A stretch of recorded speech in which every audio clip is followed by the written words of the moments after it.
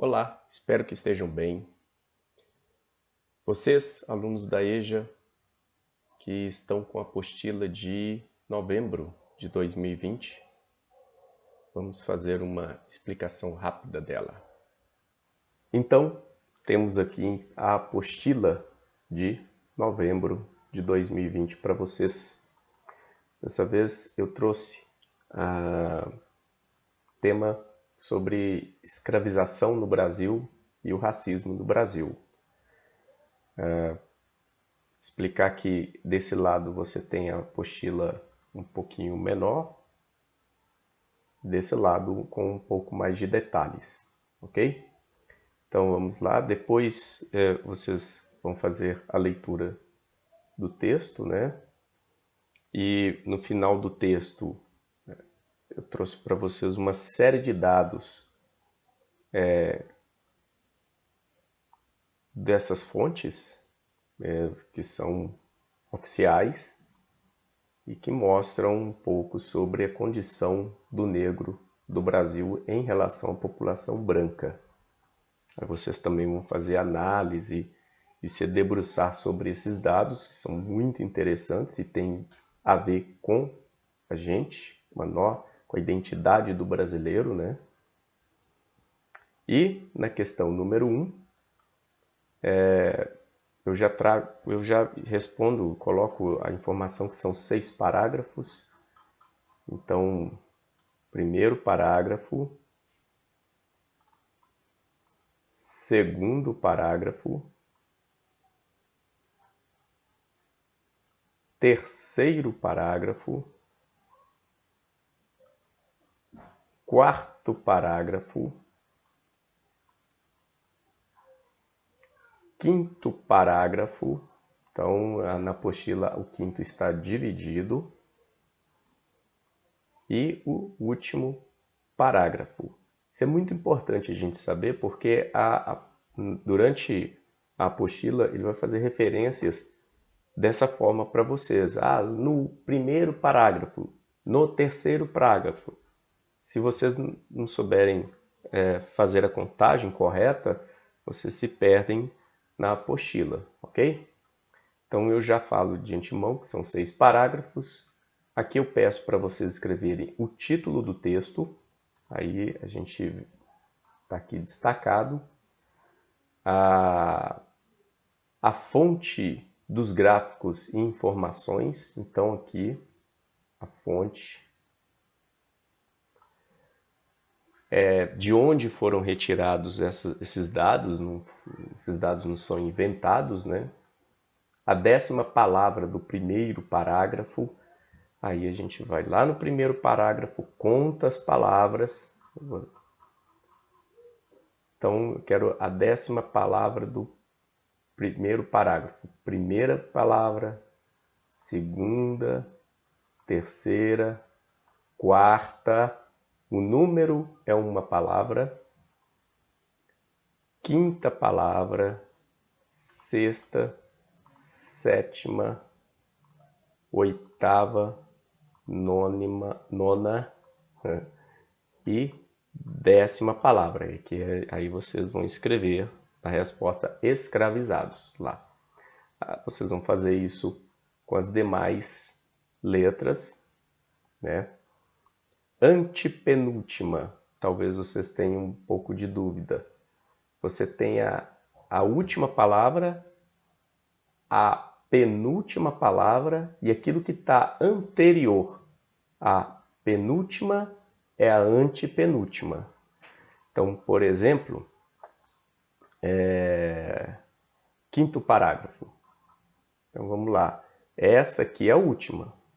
Essa aqui é a penúltima. Essa seria a antepenúltima. Já dando a resposta para vocês. Atividade 2. Escreva a quantidade de frases que há no primeiro parágrafo. Então, vamos lá no primeiro parágrafo. Está aqui. No primeiro parágrafo, o que divide frases são os pontos finais, principalmente. Então, esse aqui é a primeira frase, segunda frase, terceira frase, quarta frase.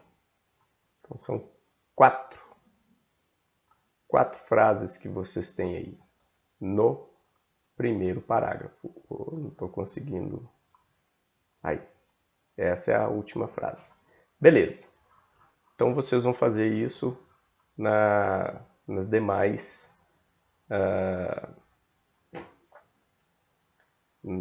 em cada uma das letras da atividade 2. Na atividade 3, eu quero que vocês copiem a terceira frase do terceiro parágrafo. Não é copiar o parágrafo todo, não. Eu só quero a terceira frase, curtinha. A mesma coisa aqui na letra B.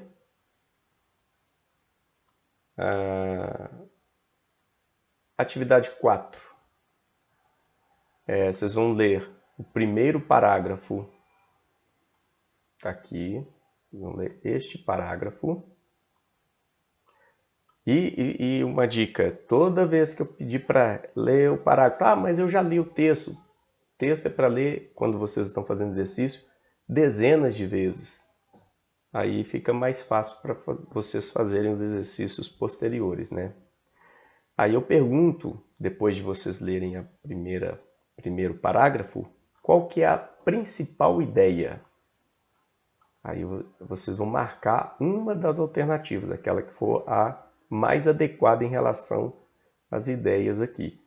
3 não são. Uma é. Atividade 5, leia novamente o primeiro parágrafo e vocês vão responder. A partir de que ano começa a chegar os primeiros escravizados africanos no Brasil? Essa informação está aqui, assim como todas essas perguntas, também as informações estão contidas nesse primeiro parágrafo. Tranquilo? E releia novamente o primeiro parágrafo. No primeiro parágrafo, existe informação de que a abolição da escravidão no Brasil aconteceu em 1888, com a promulgação da Lei Áurea. Abolição significa você proibir, extinguir, acabar. Já no segundo parágrafo, temos a informação de que durante o século XIX, a elite brasileira estava sendo pressionada por alguns países, principalmente pela Inglaterra. Então, aqui nesse segundo parágrafo vai ter essa informação, que a Inglaterra estava pressionando a elite brasileira a acabar com a escravidão aqui. Ao longo do século XIX, então a elite brasileira, de uma forma esperta, promulga algumas leis, conhecidas como leis abolicionistas, que favoreciam, olha aqui, está entre aspas, significa que, será que favoreciam mesmo os escravos?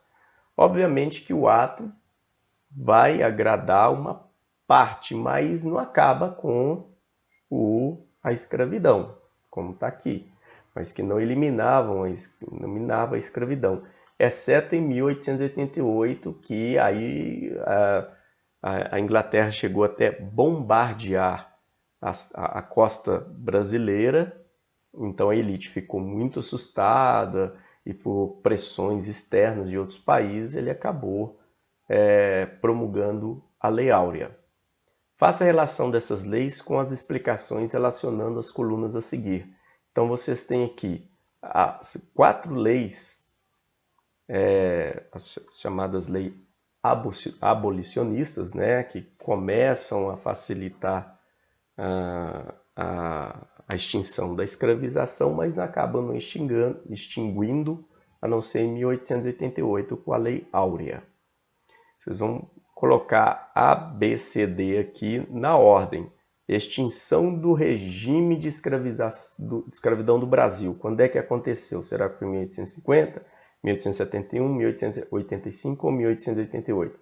Aqui mesmo essa informação já dá para saber qual que é delas aqui.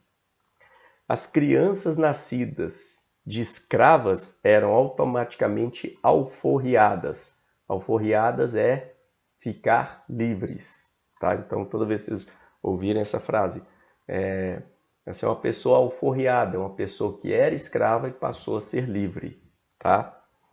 Então, uma delas está muito próxima, né? O que relaciona com a questão da criança? A criança nasce de onde? Né? Nasce de escravos, nasce do ventre da escrava. Por isso que a lei tem mais ou menos esse nome. Foi proibida a prática do tráfico de escravos. Isso foi a primeira lei que o Brasil promulgou, começando o processo de abolição da escravidão. Isso acontece em 1850, tá? Com a Lei Eusébio de Queiroz. Então a letra seria a letra A aqui. Ele extingue o tráfico de escravos. Os escravos não poderiam podia entrar no Brasil. Eles eram capturados na África e trazidos para o Brasil. Isso foi proibido, né? Mas a escravidão continuou da mesma forma até 1871, onde você tem as crianças livres, crianças que nasciam a partir daí, e garantia liberdade para o escravo que tinha 60 anos ou mais, sexagenários, né? Aqueles que, quando a gente faz 60 anos, nós nos tornamos sexagenários, né?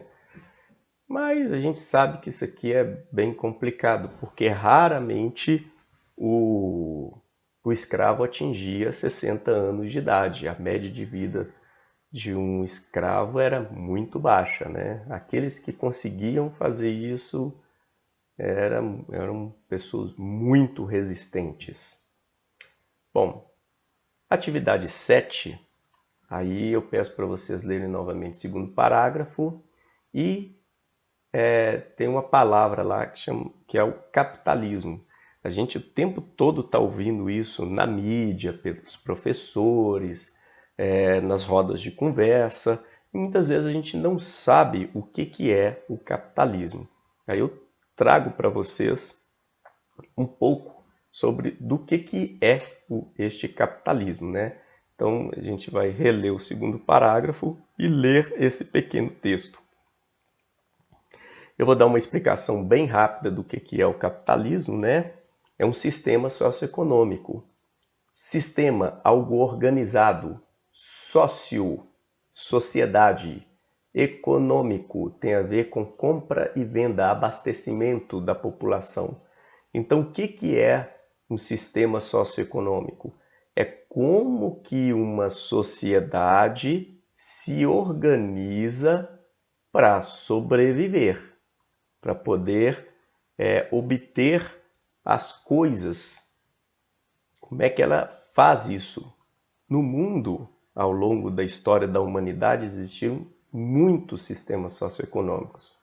Os principais é o sistema comunitário, lá na época da pré-história, onde as pessoas viviam em pequeníssimas comunidades e pescavam, coletavam, caçavam e conseguiam sobreviver assim. Quando as sociedades começaram a ficar um pouco mais complexas e começaram a rivalizar entre elas, aquela que perdia essa rivalidade, geralmente ela era escravizada. Aí a gente começa a era da escravização e a formação de gigantes civilizações. As civilizações lá na China, civilizações na Índia, no Oriente Médio e aqui na Europa, aqui não, né? Lá na Europa, o Império Romano é um exemplo disso. Boa parte do abastecimento da população era feito através de escravos. E um ponto importante, na história da humanidade não existiam só escravos negros. Isso aí é um mito. Durante a história da humanidade, todos os continentes existiam pessoas escravizadas o tempo todo. né? Então você tinha negros e brancos. Na África existia isso, na Europa existia isso, na Ásia, na China, na Índia, na América toda, com os incas, maias e astecas, também essas relações de produção eram baseadas na exploração do escravo, tá? Bom, o Império Romano, quando entra em colapso, termina, né, por uma série de coisas, chega o sistema feudal. Época lá dos castelos medievais, daqueles reis que guardavam um pedaço de terra, por isso o nome feudo, né? Se você ter posse da terra, você ter soldados com você, leais a você, e principalmente convencer a população que ele deve obediência ao rei. Religião. Então a religião junto com o rei, junto com o exército, conseguia, né, controlar a população. O capitalismo e o socialismo, no caso aqui é outro exemplo, os dois conviveram juntos. O socialismo surgiu porque esse socialismo é uma proposta para substituir o capitalismo. Por quê? Porque o capitalismo ele é injusto, né? Por que que é injusto? A gente vai colocar aqui, o sistema no capitalismo é muito desigual. Você tem pouquíssimos ricos e muitos pobres. E são esses pobres que mantêm os privilégios dos ricos. Isso a gente sabe que é o nosso sistema capitalista. E o sistema capitalista que a gente está explicando aqui é o que predomina no mundo hoje, tá? Características do capitalismo, né? Propriedade privada dos meios de produção. Então você vai produzir um lápis, um caneco, ou uma maçã, qualquer coisa. Alguém que tem posse de algo produz isso para você. Não é o Estado que geralmente faz isso, né? A obtenção de lucro, que é o acúmulo da riqueza, a exploração do trabalho assalariado, as pessoas pagam o salário, e a pessoa que não tem posse, não tem nada, ele vende a única coisa que tem, que é ele mesmo. Então ele se vende, ele se propõe a trabalhar para quem tem os meios de produção em troca de um salário. Esse é o nosso sistema, né? Existe o sistema de preços, né? Você precifica as coisas, e o mercado competitivo, que teoricamente deveria existir, né? Quanto mais competição, o preço vai abaixando. Quanto menor a competição, o preço vai aumentando. Bom, no capitalismo, ao longo da história, ele foi mudando as suas características. E a cada mudança ele recebeu um nome para designar a época em que ele predominou. Capitalismo comercial é a época em que o Brasil foi descoberto justamente por causa disso. Os caras queriam fazer comércio e acúmulo de metais, né? Aí o Brasil foi descoberto nessa época, durou do século XV ao século XVIII. Depois, há cerca um pouco mais de 200 anos, surgiu, olha só, 200 anos. O capitalismo tem cerca de 600 anos. 400 anos, capitalismo comercial. O capitalismo comercial também ele é uma mistura do sistema feudal com o sistema capitalista, né? Já o capitalismo em si, vamos dizer aqui puro sangue, entre aspas, esse termo está meio errado, mas é que eu inventei agora, é bem perceptível com a indústria, quando a indústria foi inventada. Antes era tudo artesanal. Agora você tem produção em série, rápido, né? Para produzir um sapato no capitalismo comercial durava até dias, até mais de um mês, para produzir um sapato. Aqui no capitalismo industrial você produz sapatos em questão de horas. E muitos sapatos, não é um só não. Então isso aconteceu do século XVIII, século XIX, há cerca de 200 anos. Quem era dono das indústrias tinha a maior parte dos lucros, né? Mas existia o comércio lucrando também. Aí, já no século XX, nós estamos falando já de quem é mais novo, dos nossos pais, da época dos nossos pais ou da nossa própria época, entra o capitalismo financeiro. Financeiro vem de finanças, de dinheiro, que tem a ver com empresas que fazem empréstimos, poupança, mexe com ações de compra e venda de empresas. Essas empresas crescem muito, são os bancos, né? E bolsa de valores, que mexe com as ações. Esse pessoal começa a crescer muito e começa a lucrar muito mais do que a indústria e o comércio. E também a gente percebe a formação de monopólios. Monopólios de grandes empresas crescem muito, compram as outras pequenas e aí formam esse controle, esse poder gigante, que são as grandes multinacionais, né? Ford, Fiat, que são multinacionais, são monopólios, né? Entre aspas, do setor de carros, por exemplo. E recentemente, nós temos o capitalismo informacional. Tem gente que fala que essa parte aqui tem a ver com o capitalismo financeiro monopolista, e tem gente que fala que não, já é uma outra fase do nosso capitalismo, que tem a ver com as tecnologias inovadoras na área de comunicação. Então a gente está falando de internet, e a gente está falando de inteligência artificial, a gente está falando de máquinas que conseguem perceber coisas, estímulos externos e tomar uma decisão própria, né? Isso a gente está vendo muito nos nossos celulares, né? E essas empresas que mexem com comunicação e mexem com inteligência artificial é que estão lucrando mais. Samsung com celulares, Microsoft com seus programas, Google também com seus programas, Apple com seus programas e também com seus celulares.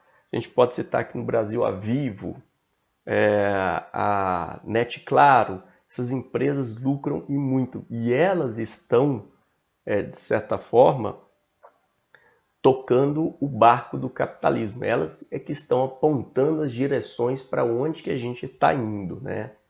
Para o bem ou para o mal. Bom, isso aqui é o capitalismo. Aí eu faço algumas perguntas, né? Essas perguntas todas estão relacionadas a esse pequeno texto aqui, não há problema nenhum, principalmente após a minha explicação, dá para responder tranquilamente.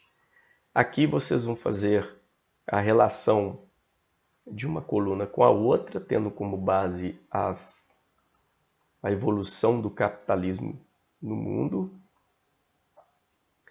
Na atividade 8, ainda no segundo parágrafo aqui, está a informação que a Inglaterra era a grande potência da época. Aí esse negócio de Inglaterra tal é meio confuso.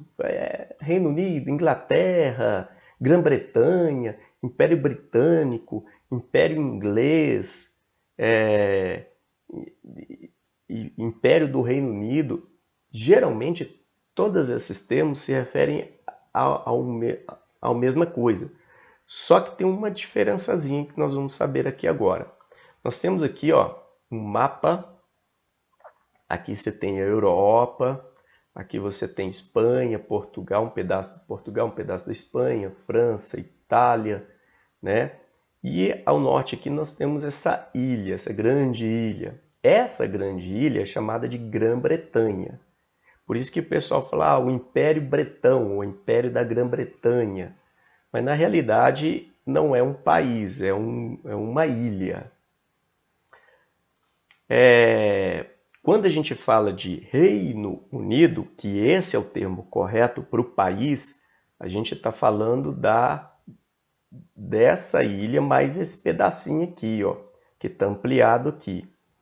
E essa ilha mais esse pedacinho aqui são nações: Irlanda do Norte, Escócia, País de Gales e Inglaterra.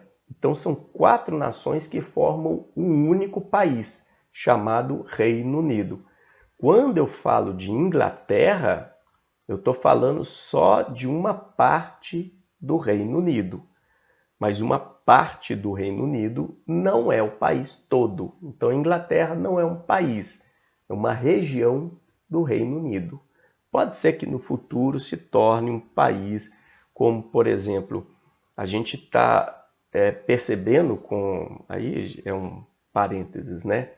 Com a saída do Reino Unido da União Europeia, a Escócia está querendo sair do Reino Unido, se tornar um país independente e voltar a fazer parte da União Europeia. Mas isso aí é um processo longo, não é fácil, as discussões são polêmicas e etc. Então, qual que é a diferença? Grã-Bretanha, ilha. Reino Unido é um país que incorpora 4 nações. Entre elas, a mais importante e a potência das 4, que é a Inglaterra.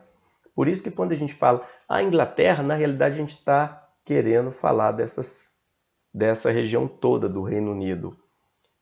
Como o termo ficou muito comum, aí na mídia fala, a Inglaterra está saindo por exemplo, da União Europeia. Aí, na realidade, é o Reino Unido que está saindo da Inglaterra, né? Tá errado? Tá, mas quase todo mundo entende isso aí, tá? Aí vocês vão colocar verdadeiro ou falso, analisando esses mapas aqui. A Grã-Bretanha é um país? Olha lá, ó. Verdadeiro ou falso aqui? E assim por diante, né? Bom, na atividade 9 eu trago outro mapa que trata sobre o Império Britânico. Eu posso chamar Império Britânico, Império Inglês, o Império do Reino Unido da época, né?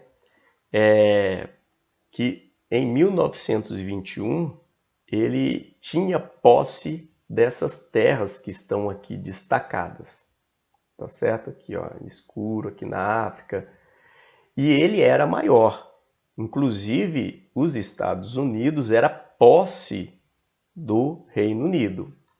Aí, eu pergunto, qual é o número que está destacado dentro de um círculo? Número 1, número 2, número 3 ou número 4?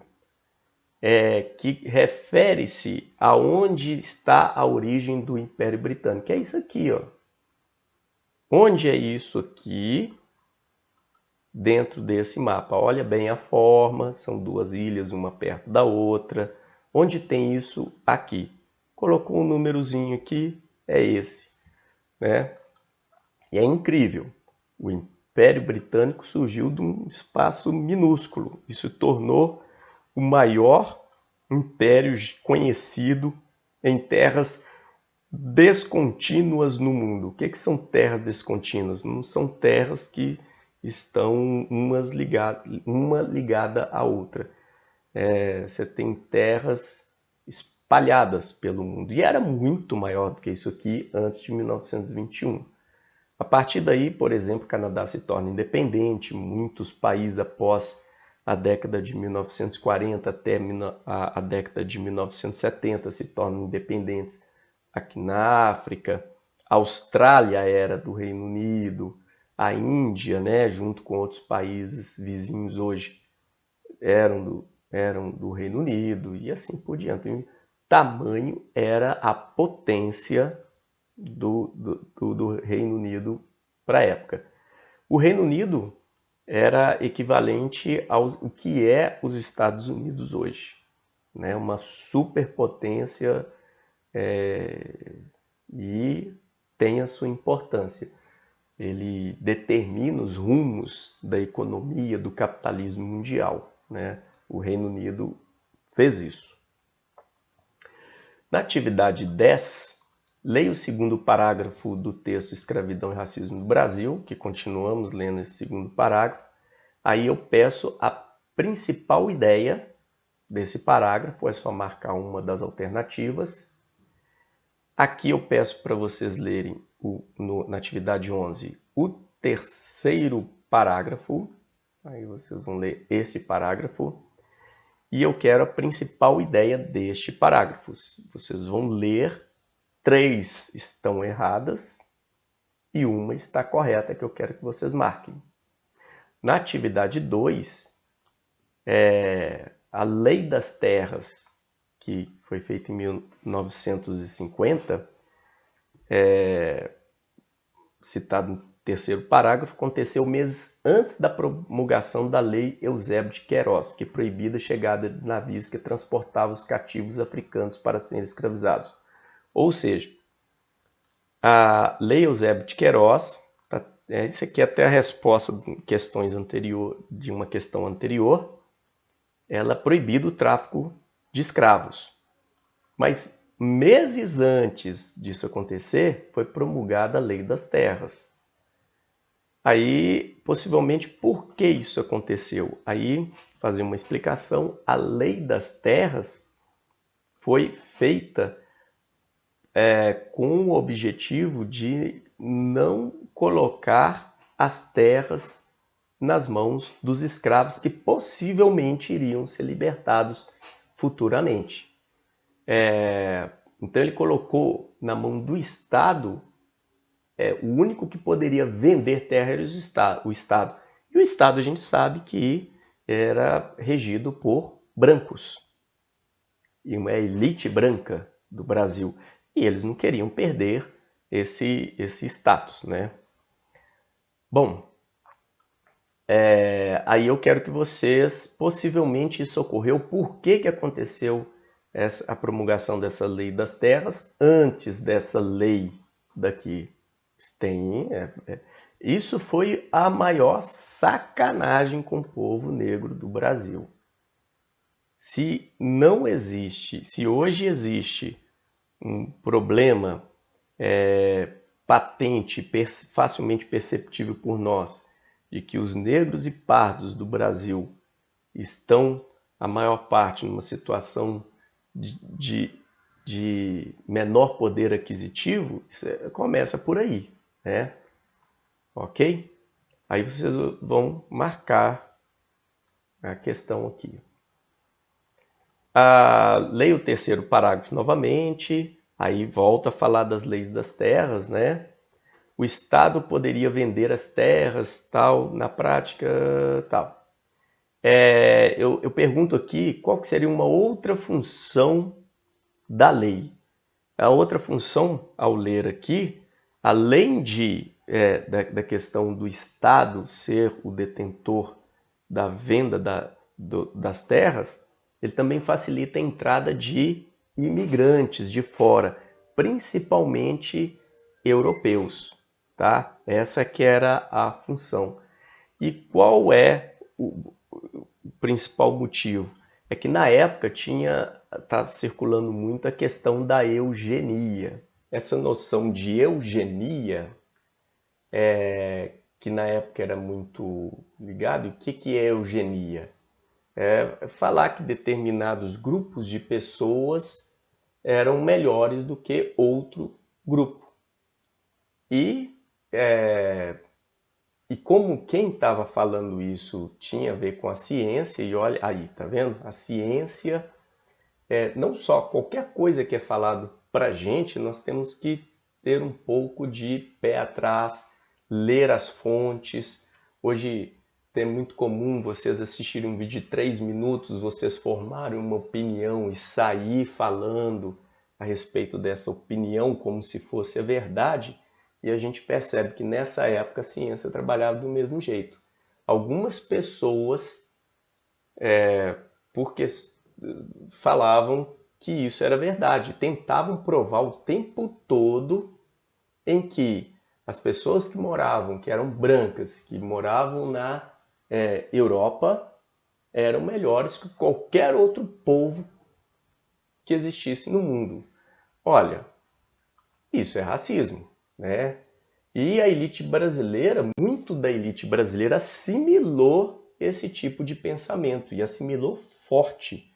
Por quê? Porque já que o Brasil ia acabar com a escravidão, ia começar uma época moderna, para conseguir essa modernidade, quem tinha que fazer isso eram os brancos. Só eles tinham essa capacidade. E como o brasileiro, a maior parte da população brasileira era formada por negros e mestiços, os pardos, que hoje a gente fala pardos, né? Não teriam condição de fazer isso. Olha a ideia da época, né? Isso é chamado de eugenia, que significa bem-nascido, né? Olha, o racismo de novo aqui.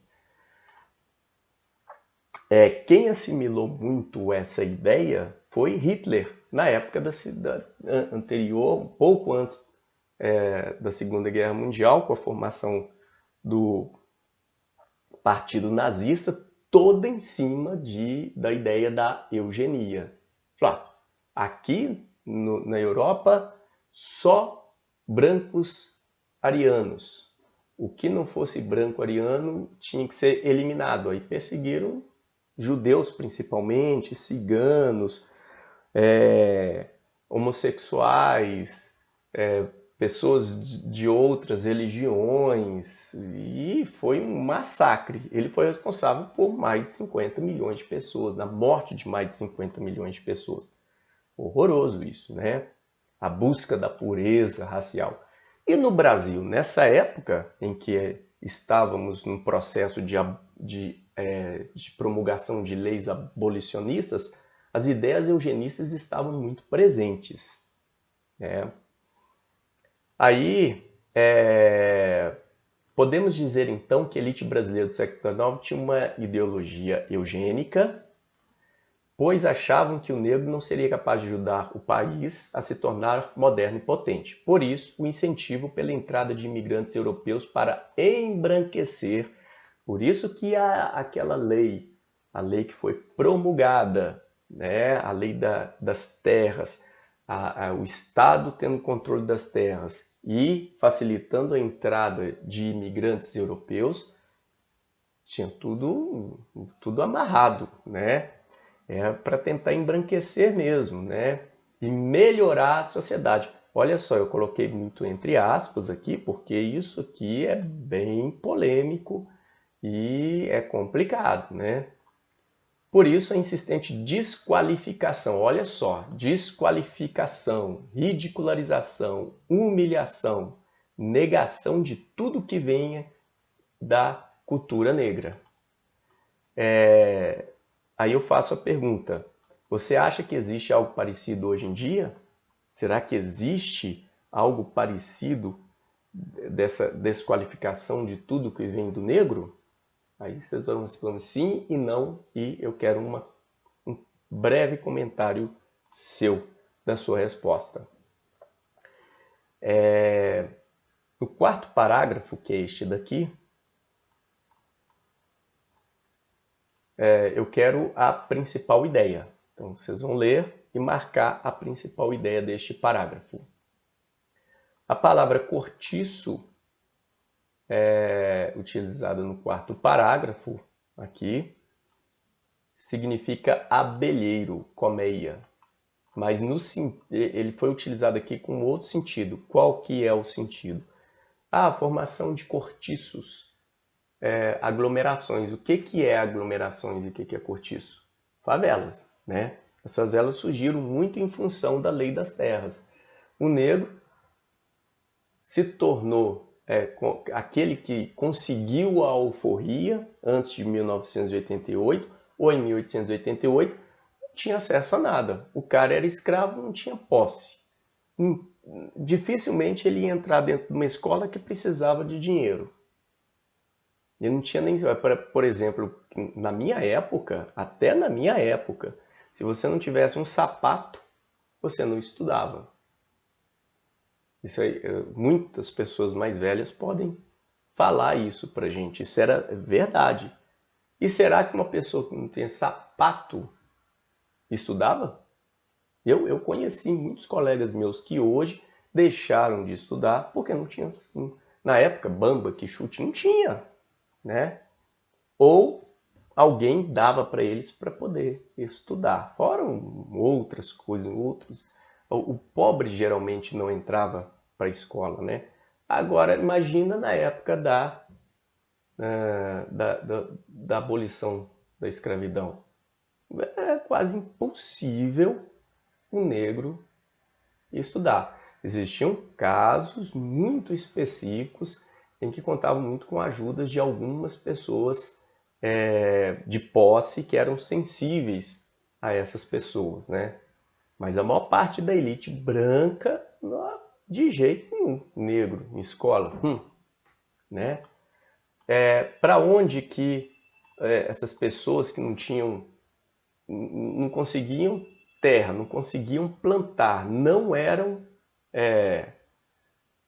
os fazendeiros preferiam os europeus, né, a mão de obra europeia, do que os negros.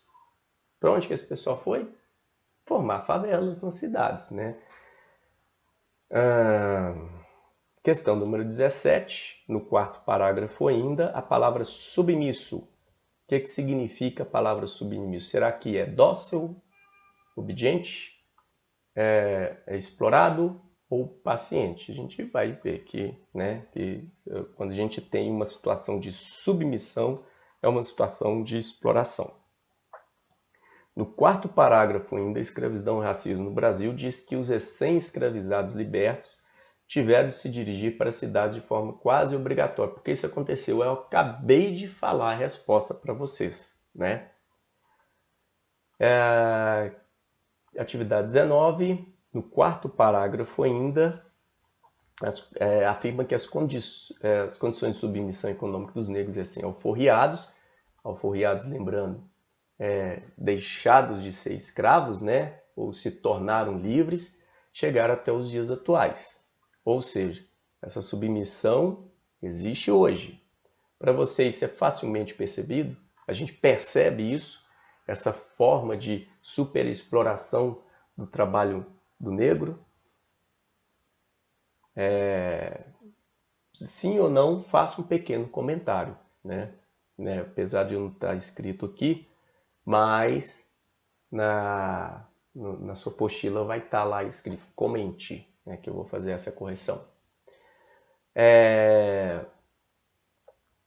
Na questão número 20, leia o quinto parágrafo, a escravidão do Brasil, aí a gente já está aqui neste parágrafo aqui. Eu quero a ideia principal. Então vocês vão ler o parágrafo e vão marcar qual é a resposta que tem mais a ver com a ideia deste parágrafo. Atividade 21, no quinto parágrafo ainda, escravização e racismo no Brasil, traz um exemplo de políticas reparadoras. Por exemplo, cota de universitários, a promulgação de leis antirracistas. Isso são chamadas de políticas afirmativas ou políticas reparadoras.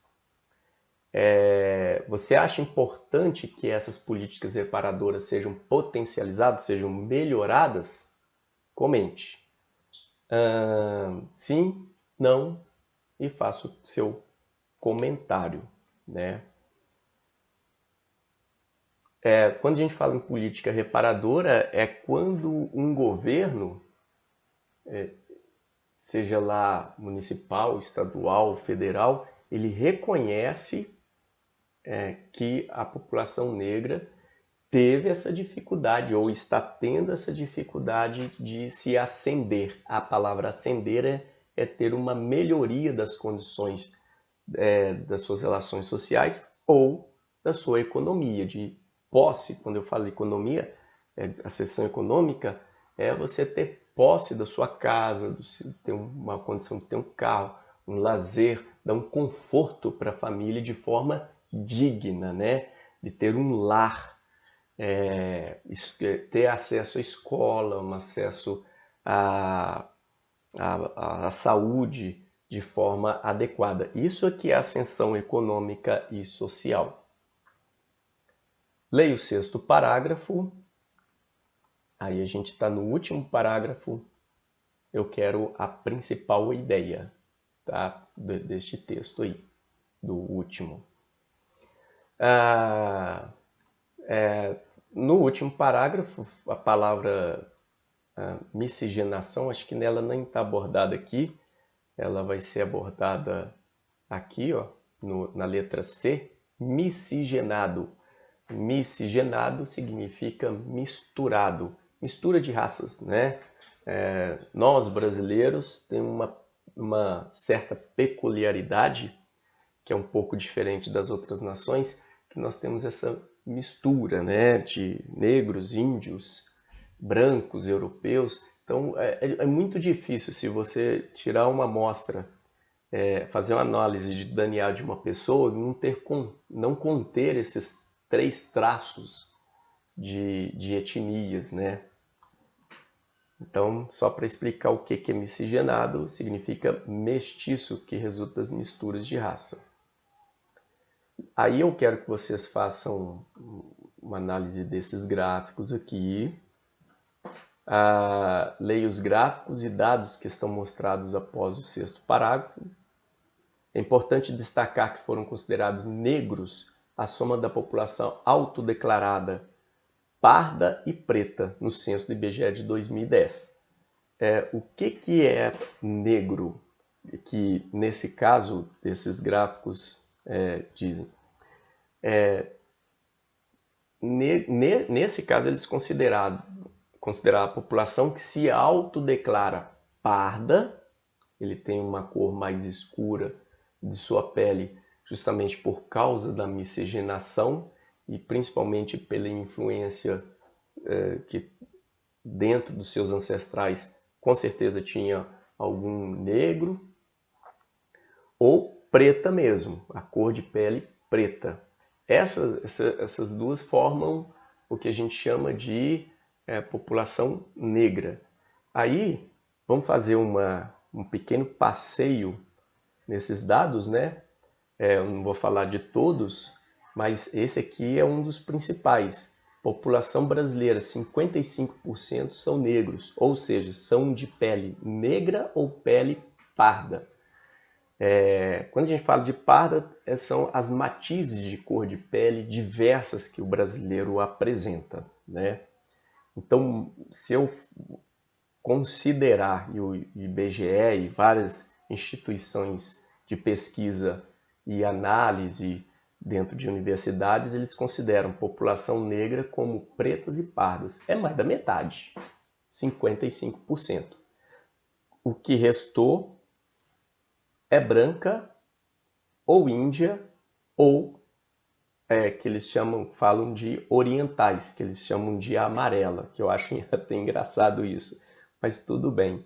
São descendentes da população do leste asiático, são descendentes de japoneses, coreanos, chineses, né, que são muito pouco representativos na população, ou de índios, que também é muito pouco representativo na população, ou de brancos, que aí sim tem essa marca aqui.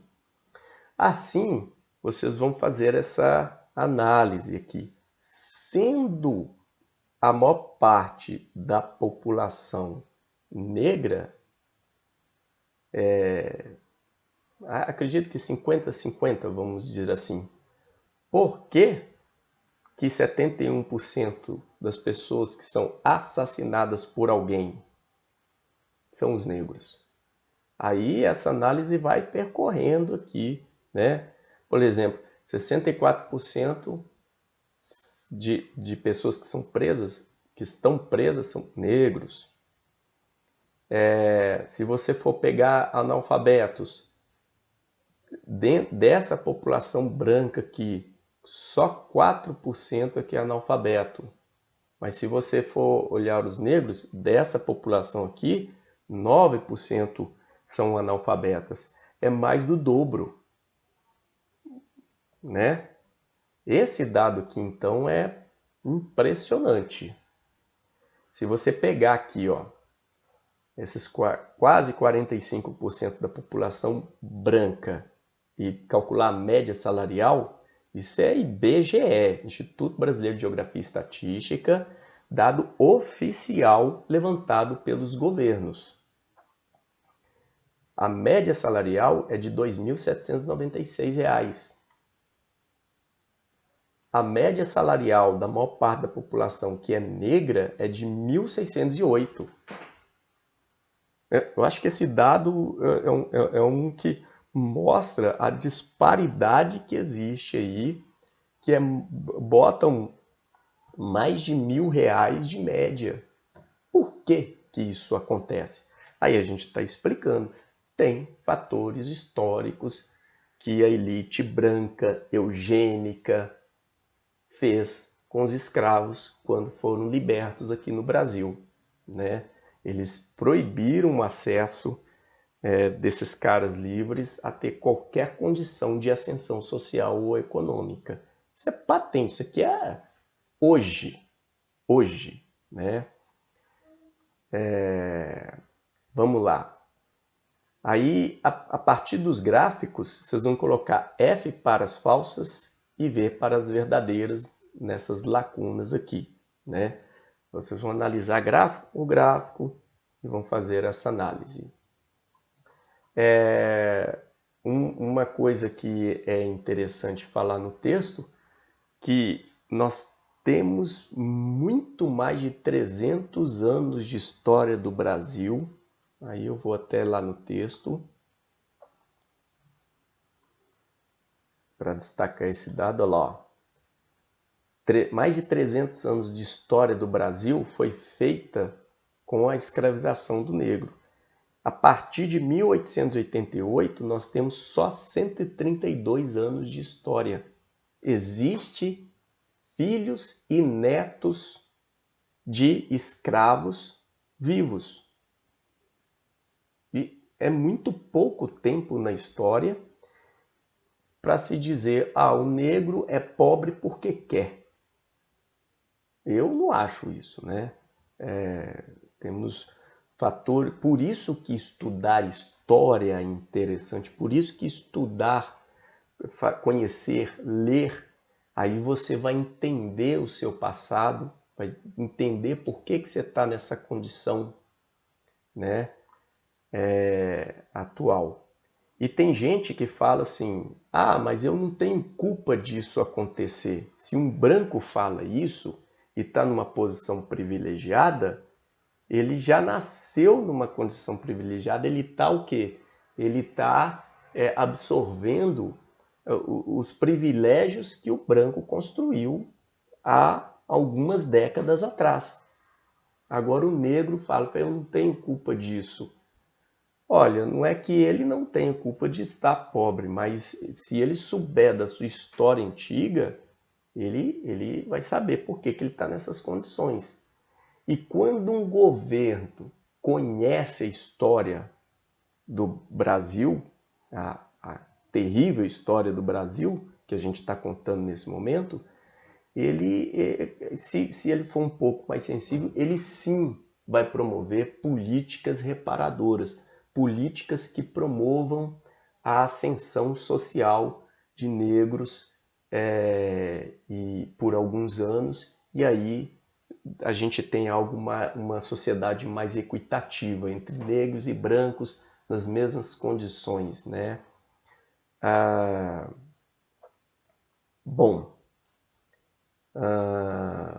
Aqui vocês vão elaborar uma frase na atividade 24.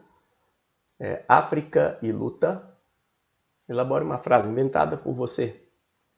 Brasil e negro, uma frase. A frase não pode ter mais de um ponto final na sua frase.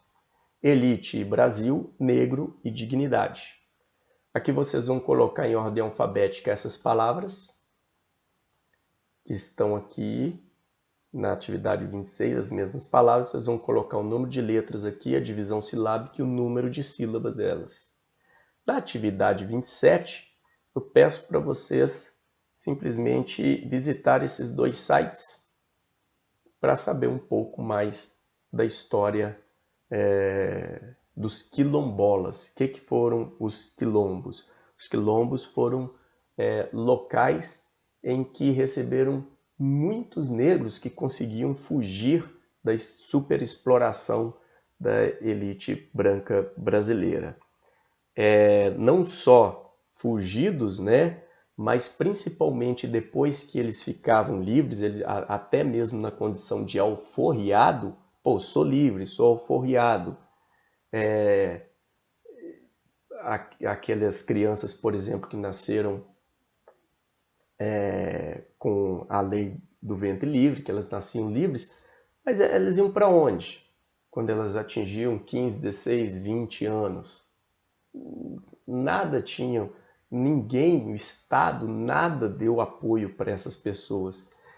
Essas pessoas também se refugiaram em quilombos, né? E muitos quilombos abriram os braços para essas pessoas. E essas comunidades formaram verdadeiras tribos, né? E fizeram com que a sua cultura ficasse viva, né? Muito de matriz africana. E hoje, muitos descendentes dessas pessoas que fundaram esses quilombos estão vivos e nos mesmos lugares. E a gente vai em desses quilombos, a gente identifica que a cultura ali de matriz africana está muito viva. A cultura, principalmente a cultura da fraternidade, de um ajudar o outro, né? Ter essa noção de comunidade. A posse não é dela, é de todo mundo. Vamos fazer tudo junto. Essas coisas são interessantes. Por isso que conhecer a história dos quilombos é fantástica. Queridos, fico por aqui. Façam bem a apostila. Então é isso aí. Um abraço, fiquem bem e até a próxima.